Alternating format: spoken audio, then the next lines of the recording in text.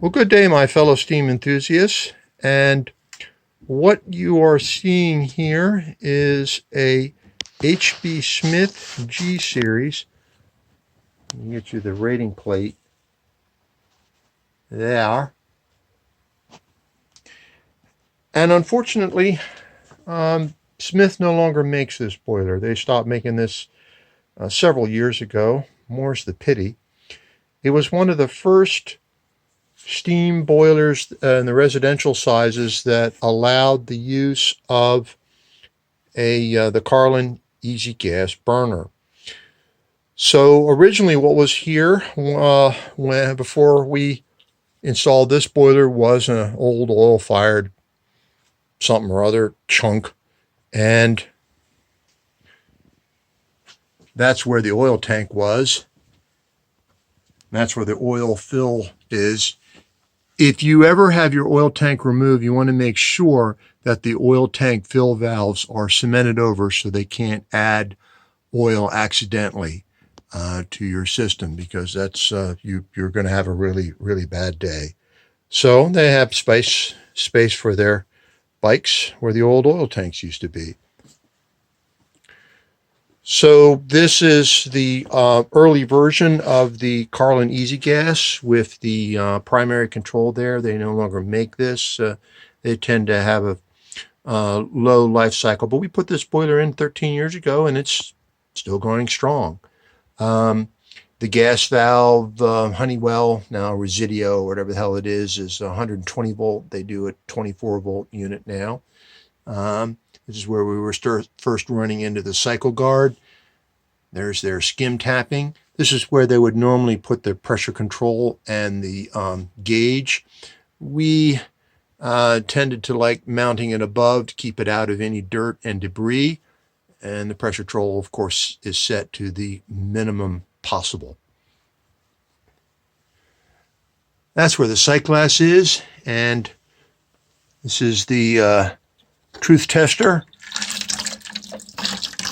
making sure that the water is relatively clean and the bottom tapping is not clogged. So it comes out with a 2-inch outlet. There is a back outlet, but in this particular size, it was not called for. So we just simply capped it off. Makes it accessible for cleaning and inspection. So we go from a 2-inch, and as usual, we always liked oversizing the header one size over. So we put a 2.5-inch header and tie it onto the original piping there. The original piping is 1.5 mains. Let's trace those out. As you can see, this is the steam main, sloping that way, parallel flow, and this is the dry return. Let's go at this end here and show you that. And we've got a Gorton number 1 there. It's relatively small main, so you don't need a whole lot of venting.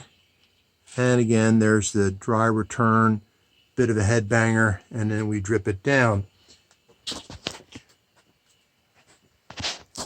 There's the VXT. We'll get to that later. And there's the wet return. We replaced, there's not much of it, just enough. You've got a drain valve there and a drain valve there for servicing. Got a nice cast iron fitting and extra heavy there on the return, because back in the day I was using a lot more copper than I used to. Come around on the other side. You can get a better look at that.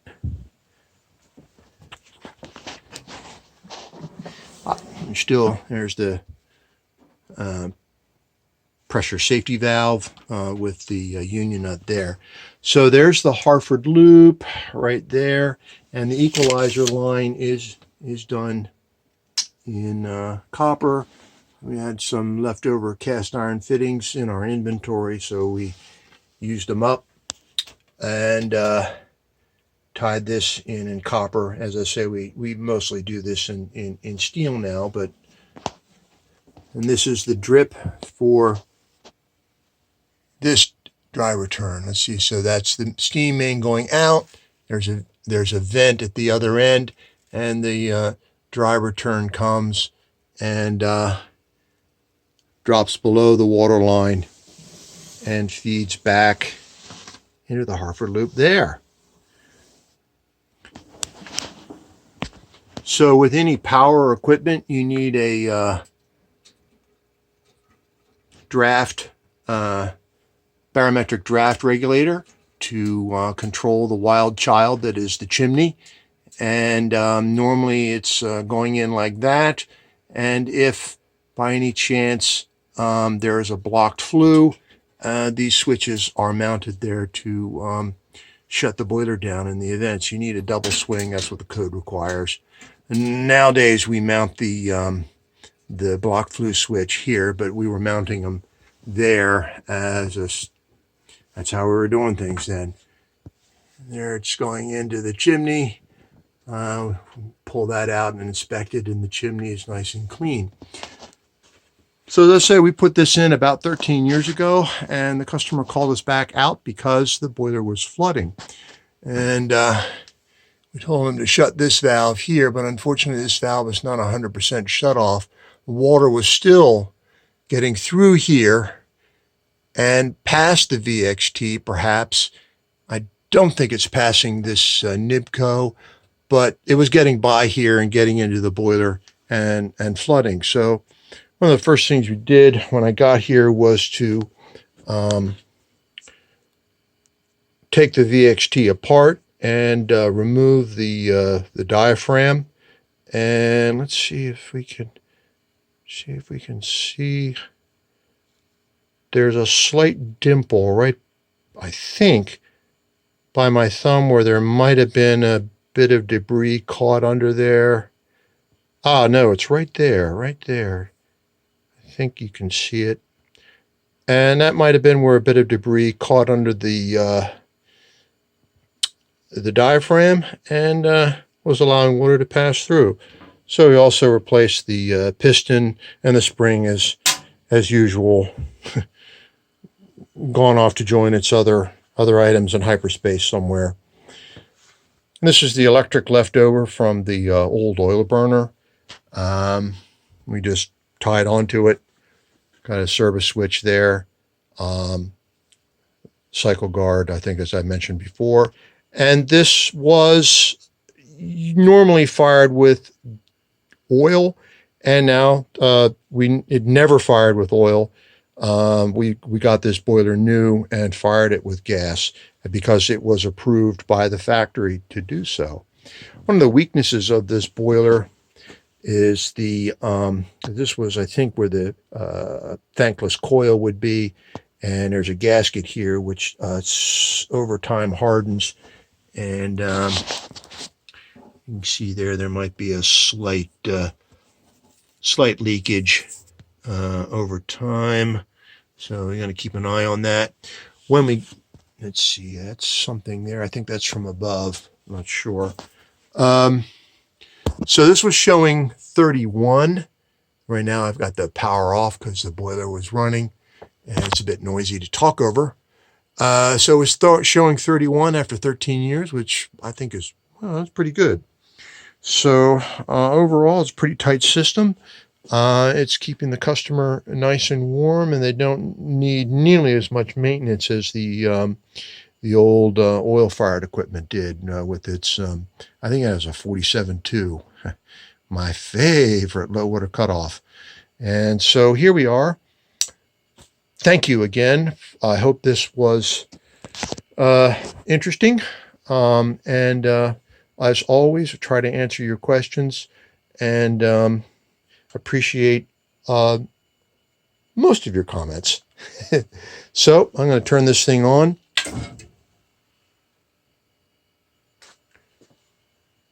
The amber light lights, and it should start the pre-purge, 30 seconds. and then there'll be a trial for ignition of a few seconds, and it'll light off. About 30 seconds. There. Oh, let's look through the window there.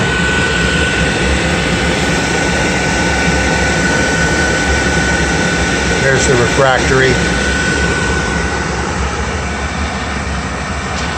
Lost focus again there. Oh well. Anyway. Wow. There we go. Thank you again, and be well.